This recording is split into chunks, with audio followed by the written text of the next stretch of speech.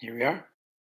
Hello, everyone, and welcome back to Jake's Take with Jacob Elyachar Podcast. I'm your host, Jacob Elyachar, the chief content producer and writer of jakestake.com, a pop culture entertainment news website. Now, before we get started, if you're watching this on YouTube, please give us a like and subscribe. And also, if you're listening to this on Apple Podcasts and any other of our audio channels, please give this episode a 5-star rating and also the podcast a 5-star rating. I really appreciate it. Today, I'm talking with my friend Dan Swoskin, who represents the pop rock Americana band from all the way in Ontario, Canada. The Honeyrunners are Spotify verified artists, and as of this recording, they have over 2,000 Twitter followers and 3,000 Facebook followers. So, Dan Swoskin, welcome to the Jake's Take with Jacob Elyachar Podcast. Ooh, that's a pretty bold move, Jacob, asking for 5 stars even before the show starts. How are they going to know this is going to be a good one? My colleagues do that all the time, so I stole that from them. Yeah, fair play. Like and subscribe. Bam, bam, bam, bam, bam. Thank you so much. So now, before we got on, guys, I just want to let you know, Dan has told me that the Honeyrunners have been in the band for over 9 years. So could you please describe the band's origin story to my audience? A meteor hit Toronto, and a whole bunch of people got affected musically by the powers of this meteor. And so we formed a band, and that's it. That's the origin. The real origin. All right. There was a porno rock band. You heard that right.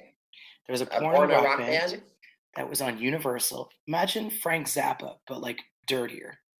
Okay. Frank Zappa can be one person that can pull a lot of punches. So this band used to play on Playboy TV and at the Playboy Mansion. And one day on Craigslist, I came back. I was in Australia for a while. Came back to Toronto, and I found a posting for a piano player for this band. And I was like, all right, sure, why not, right? So dove into that. This band was the launch pad for me to meet all sorts of musicians who were so far from kind of the jokey atmosphere of what this band was. And that actually led us to work on projects together after that. And the members of this thing were so talented that it became so easy to find new players to start a band from this. The origin of the band name itself is actually from Keith Richards' book. I'm obsessed with the Rolling Stones. Love Keith Richards. He's one of my favorite guitar players. And there was an excerpt from his book that talked about sending little kids running through honey naked to kind of retrieve his drugs through a field of hash or something.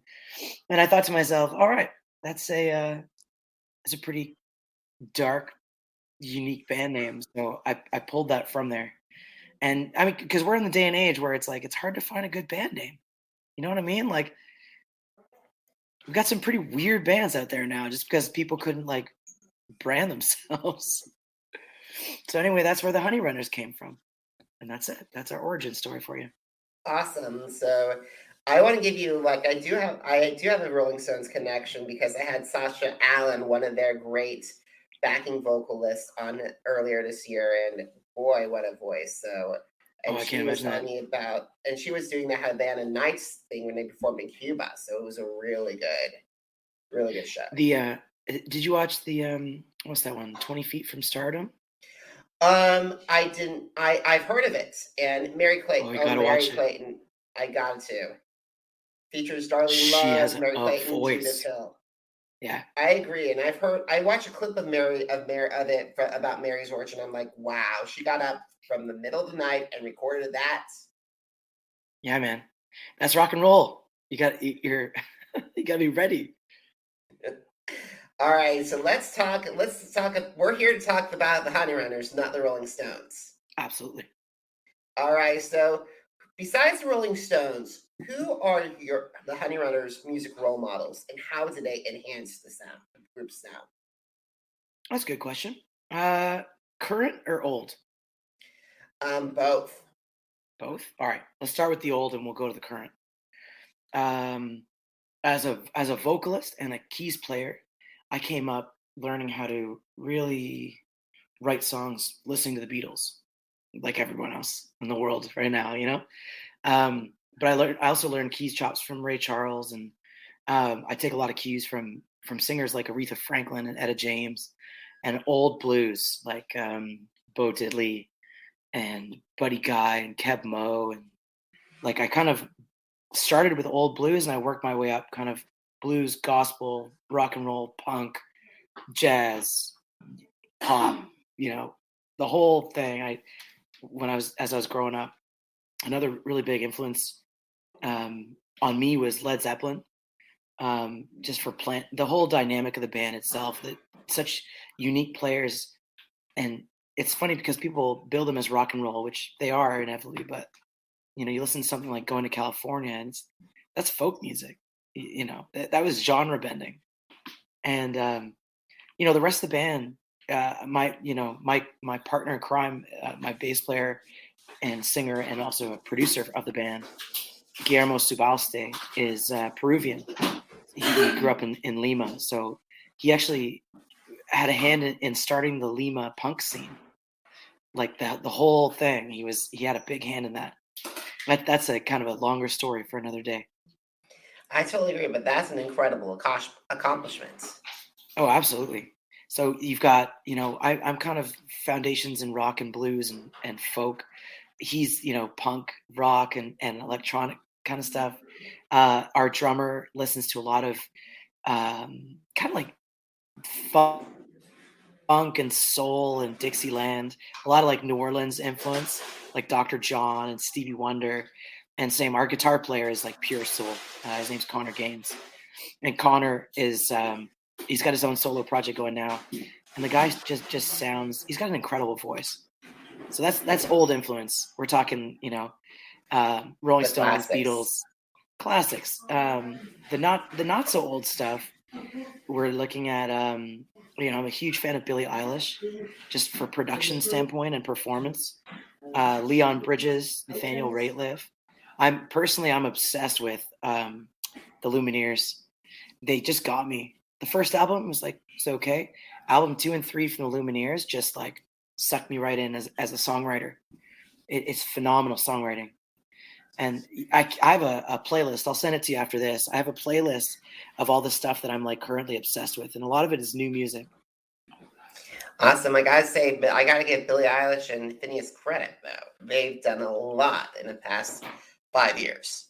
Oh yeah. Phineas is funny. He gets credit within the music industry, but I think the wider population doesn't realize how much of an incredible songwriter and producer he is. Did you see that documentary? I did not have the chance to see that documentary just yet. That was a wonderful one. It gives you a lot of insight into Billie Eilish's personal challenges that she goes through. That's a heavy life, man. It is. A lot of music today that is heavy. So speaking of heavy, what have been some of the challenges that the Honeyrunners face, not breaking into the North American music market, but also the international music market? And how have you guys overcome those obstacles? That's also a very good question. There's a lot of barriers to entry in this. We've been an independent band for 9 years. Honestly, persistence is a huge thing. And because you're going to just get rejected constantly, and you're always going to feel like you're not good enough for this, in music, in such a saturated art form right now, because you have access to everything to produce your own stuff and market it. And so you have to remember that there is still magic. Like, music really still possesses a magic that people don't understand. And it's funny to see labels and pop culture people try to break down good songs and say, well, that's the formula for this song, because they don't, they don't fully understand it, I don't think. And that's what I love so much about it. It's the Wild West. If you persist and you're good at what you do, you can drive this thing up a long way. And The biggest barrier to entry is money. It's the hardest thing because it costs to tour. Like, man, we go on the road. Like, if we're going to the state down to Kansas City, like, Folk Alliance is next February, is back in its hometown, and even getting there for that costs a lot of money for us. So it's like you need something. You need something to kind of cave in order to let you in, whether that's money or power or whatever it is.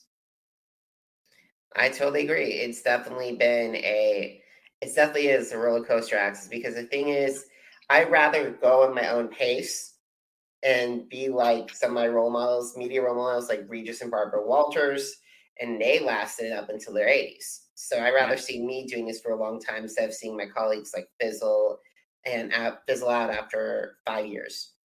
Oh, absolutely. Well, you must have a love for talking with people, right? With strangers, because that's the whole gig in journalism, Absolutely. I love to storytell and I love conversations. The best thing I ever heard was that really taught me a good lesson about interviewing was from Dick Cavett. You ever watched Dick Cavett? Oh yeah, I've seen some of his clips left and right. Oh man, he was a brilliant interviewer, and he said basically let the silence linger, like just a little bit too long. And what happens is your guests end up giving you some magic that you did not think you could get in an interview, but because it kind of makes people feel uncomfortable, right? When you leave dead air, especially on live television. So I was like, oh, I'm going to use that for sure. Except the hard part is, I was going to say, the hard part is I talk too much. and I interrupt people all the time. So there's that. I have that problem constantly. So you're not the only one. No, it's an art form, man. You're good at what you do. Thank you. I appreciate that, Dan. I really do. All righty. So we got to talk about, now the COVID-19 pandemic turned everyone's worlds upside down. So how did the Honeyrunners manage to keep busy and stay connected to your fans? Social media became a really big thing. We jumped on virtual concerts pretty quickly. We started, we had actually been doing that before the pandemic hit. We were dabbling with doing like live studio stuff through something called Patches Sessions, where we were actually going to bring other musicians in studio and interview them and give people like a behind the scenes look at what our band actually does in studio. And then the pandemic hit, and so we were like, well, we're already set up for this, so we kind of kept rolling with that. And so we aired a lot of like virtual sessions where everyone's split in different rooms, and it looked like it was a bit weird. Like, definitely it took a lot of adjusting, but we got pretty good at it by the end of it. So, some of our videos were great, and honestly, we used it as a time to just like reconnect with why we're doing this. A lot of people, for instance, like I have a 3-year-old. Guillermo at the time had a 1-year-old. Like, we were all going through the throes of fatherhood too. So, there was plenty to keep us busy, and we had been going Honeyrunners nonstop before then. So it was a good time to kind of like bring that to a bit of a slowdown so that we could recollect why we actually want to play music and why this is still special for us. And so it was okay. We were okay with that. Everyone else, I guess, was really doing the same thing. They were questioning why they were doing this. There's so many musicians that just stopped. They decided to quit music because it was a big like reckoning. A lot of people lost that. I don't know what you call it, lust for why they do this. Yeah, exactly. The mojo disappeared because people like artists have to have that, because if you're going to do it as a trade, man, you're going to get dragged through the mud like a lot, right? So you need that mojo. Second you lose that, you're gone. I'm just great. I'm grateful that you guys had the ability to connect with your fans and perform digitally.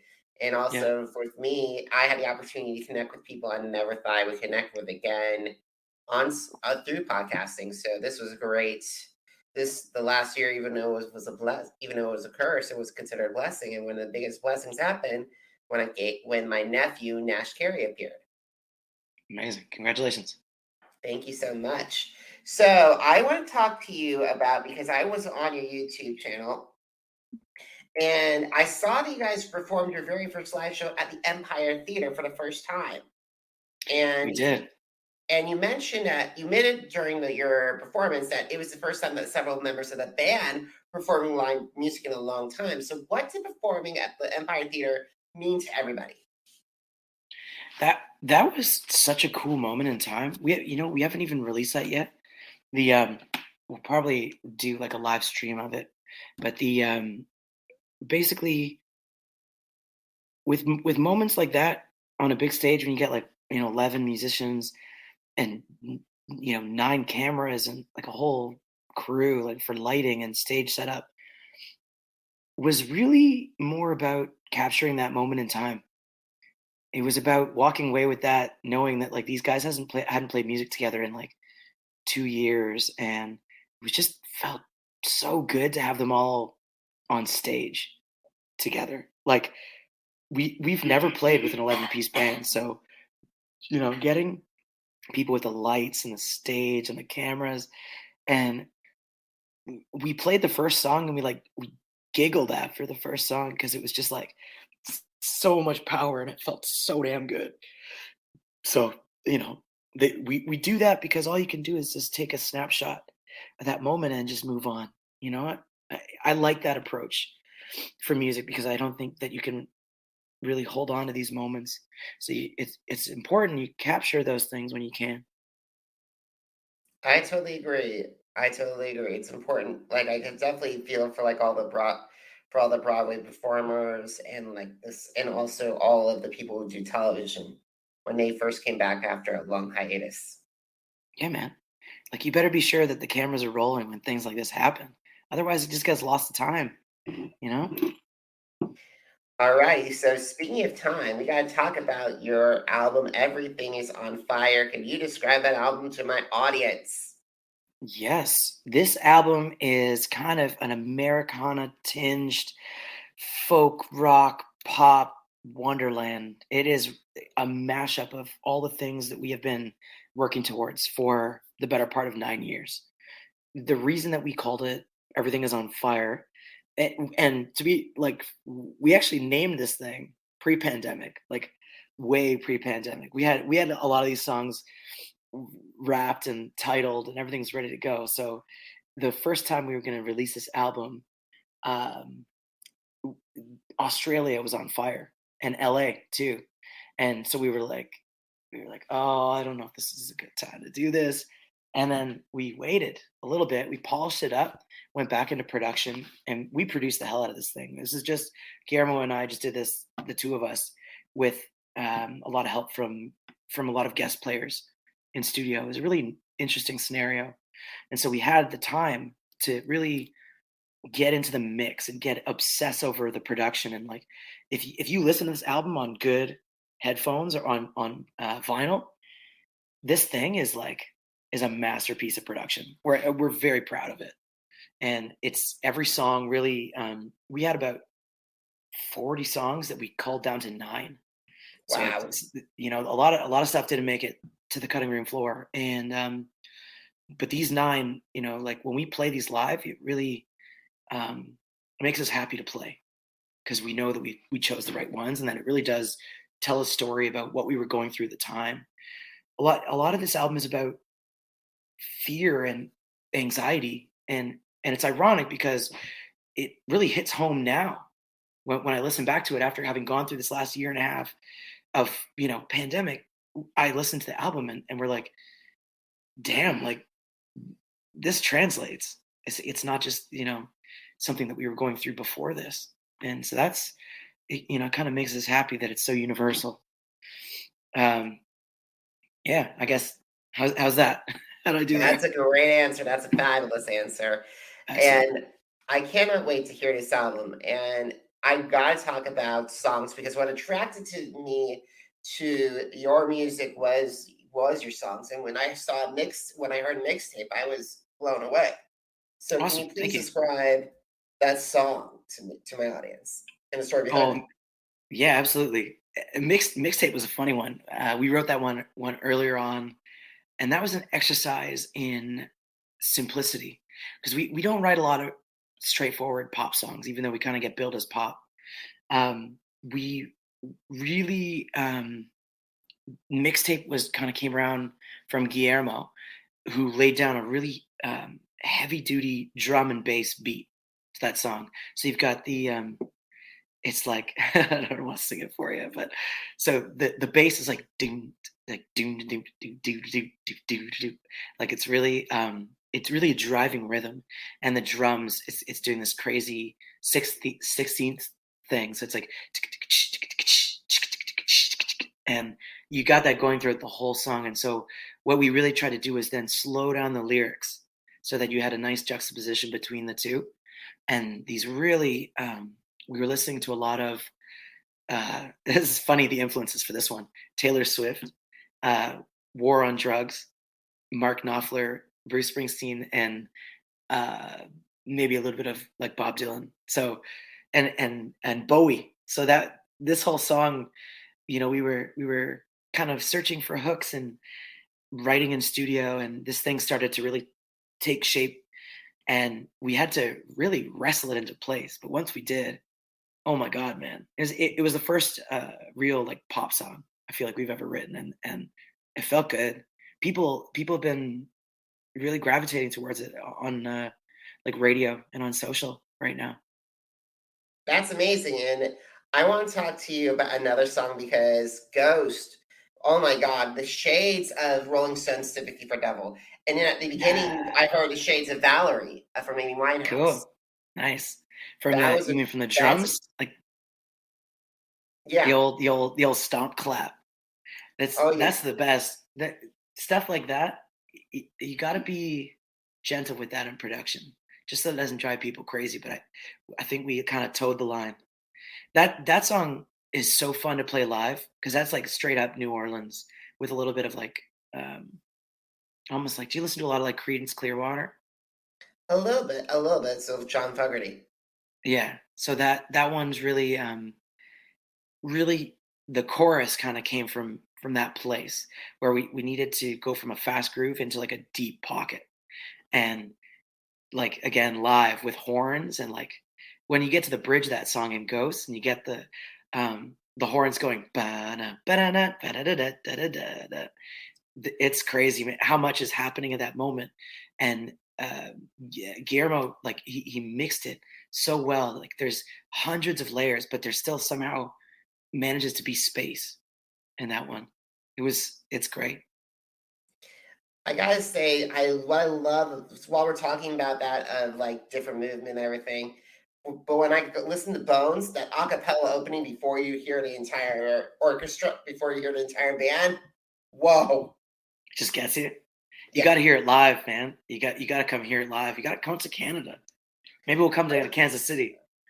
I know. If you guys come to Kansas City, great. Because if I have to wait a couple more months, I have to wait to Yeah. get my passports. Oh man, it's what a time right now. We'll come down. Like I want to do an American tour, especially on this album. I think it's going to hit pretty hard in the States. Make our way down to New Orleans, Memphis. Oh yeah, if you guys go to the Preservation Jazz Hall of Fame, that would be really good. Yeah, imagine. Yeah.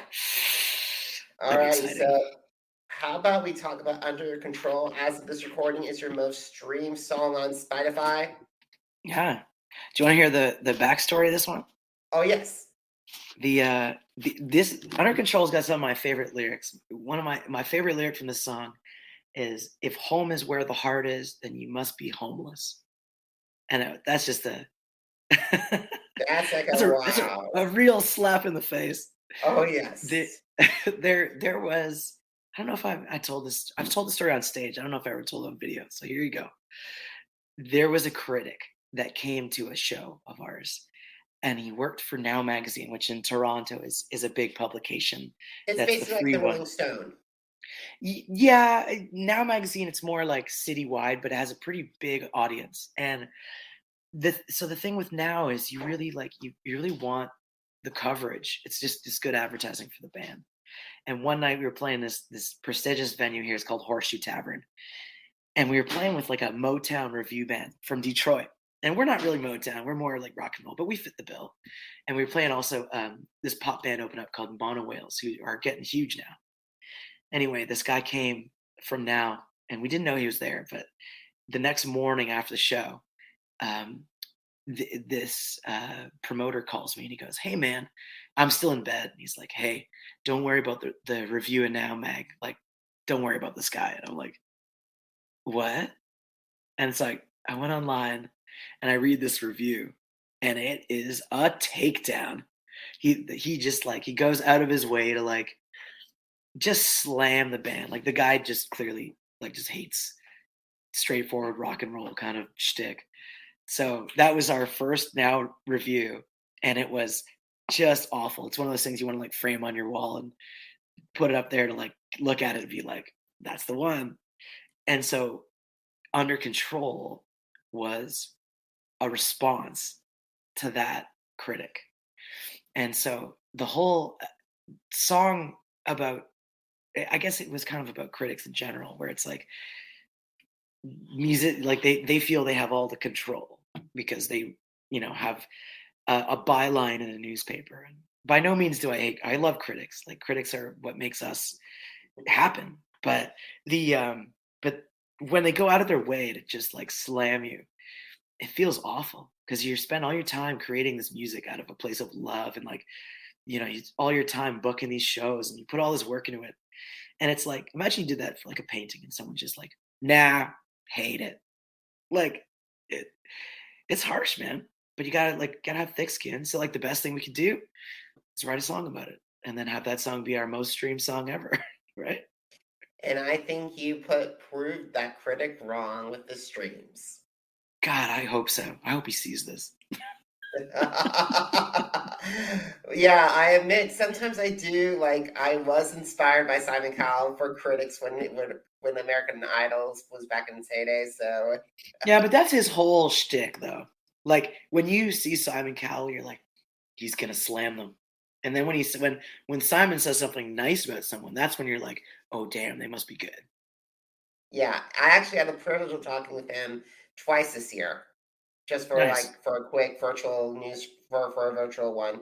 What was that? One of the What was biggest that honors like? of my career. It was amazing, and it was probably one of the best honors of my career. And you guys can read that entire thing on jakes-take.com. So for a plug, but it was still one of the best things. Oh, absolutely. For those of you watching right now, turn this one off and go watch the Simon Cowell episode.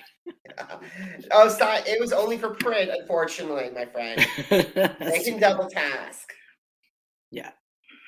All righty. So we got to talk about we got to start winding down our conversation, Dan. So who are some of the bands and musicians and producers that are on the Honeyrunners Dream Collaborations list? And and if you collaborate with them, how would they enhance your sound?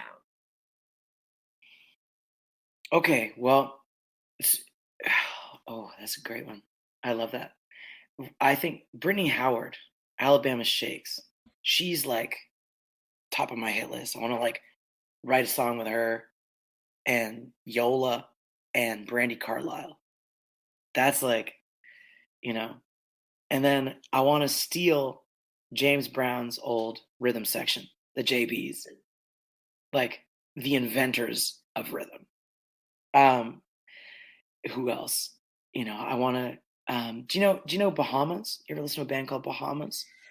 I have. Unfortunately, that band does not sound familiar to me.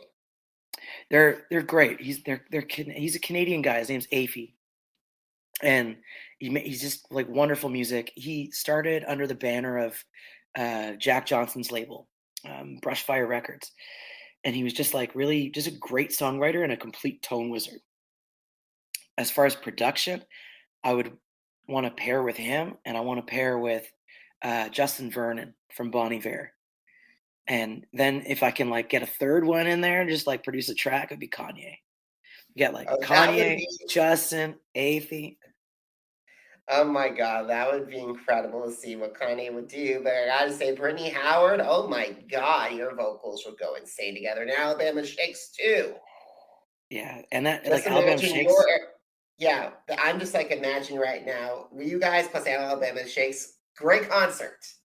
And then I would steal Johnny and Tom York from Radiohead. That's the dream. That's the dream team. And then probably like an entire gospel choir from like the Deep South. Or the Sunday service choir. I actually heard that Kanye used, and then not to mention, I was listening to Elton John and Stevie Wonder's collaboration. After All, they were featured in that beautiful song, by the way. And I think you guys would be perfect with that. Oh my God! How do you get in to see the Sunday service? I don't know, but I listen to them, so I haven't seen them. Yeah, I'm like, I want to like scheme on how to like get a ticket to that somehow. That'd be a pretty crazy thing to witness. Absolutely. So so a lot of bands right now are starting to get ready to prepare for the road, or also or try to get back into the studio after COVID and everything. So do you have any advice for the bands, for up and coming bands and also aspiring bands who are about ready to return to the stage for the first time? Yeah, like just find the fire. Don't worry about what everyone else is doing right now around you. The world needs music right now. Just make music, make good things, like put it out. Find your tribe. That's a new one in my brain. Is like find the right tribe. Find the people who are gonna like listen to your music and love it. Don't worry about the people who are gonna hate it. Like it's not important. Just you need that fuel right now. So it's a hard time. I found during the pandemic, like people had really hard time creating, and I didn't know why. It was a very strange feeling. So it's like now that we're hopefully on the tail end of this thing, like tap for the people who are just picking this up or like just gearing up to go on tour, like us. Persist, don't quit, and like just keep breaking those doors down, man. Just do what you got to do. World needs us. Absolutely, guys do. So one final question I have. Are you ready for it? All right, bring it on. Wait, I already know. I think you already told me. I have told you, but however, this is the first time for my audience. So where can my audience find the Honeyrunners music, and where can they connect with you on social media? Okay. Number 1, Spotify. Follow us, listen to the music, add us to your playlist. That's the most helpful. You can also find us on Tidal, Amazon Music, Apple. You can stream it, you can buy it. We're going to put up a pre-order for vinyl. If you like vinyl or you want CDs, you want to get merch, just go to honeyrunners.com. We're going to have a merch order thing up in about 2 weeks. And then if you want to interact with us, hit us up on Facebook. Go to facebook.com/honeyrunners. Our Twitter handle is just @honeyrunners, all one word. And same with Instagram, just @honeyrunners. Come find us. Come say hi. Alrighty, guys. If you missed an episode of the Jake's Take with Jacob Elyachar podcast, visit our channels on Apple Podcasts, Deezer, Google Podcasts, Spotify, and Spreaker, and just added Podcast Addict. All right, that is Jake's Take with Jacob Elyachar, JACOBELYACHAR. Are you on social media? Because I'm on social media too. Facebook, Instagram, Twitter, and YouTube, Jacob Elyachar, JACOBELYACHAR. Once again, JACOBELYACHAR. And Dan, I am so happy to share this that jakes-take.com is celebrating its 10th anniversary this year. 10 years, man. Yeah, 10 years. It's been a long ride. So if you guys want to read my take on Mixtape, and see all these interviews and all these concert reviews, head to jakes-take.com And one final thing, if you're financially able to, please consider heading to PayPal to help keep jakestake.com and my platform up and running. If you can't, I totally understand it. But however, if you can, thank you so much in advance. But if you're thinking of an alternative, a great way for you to help me out is to follow me and subscribe to everything that I do. So thank you so much, guys, in advance. Dan, I am so proud of the Honeyrunners. I am so grateful to have sit down with you. I think you guys are on fire, and I cannot wait to see what you guys do next. Thank you so much. That's really nice of you to say.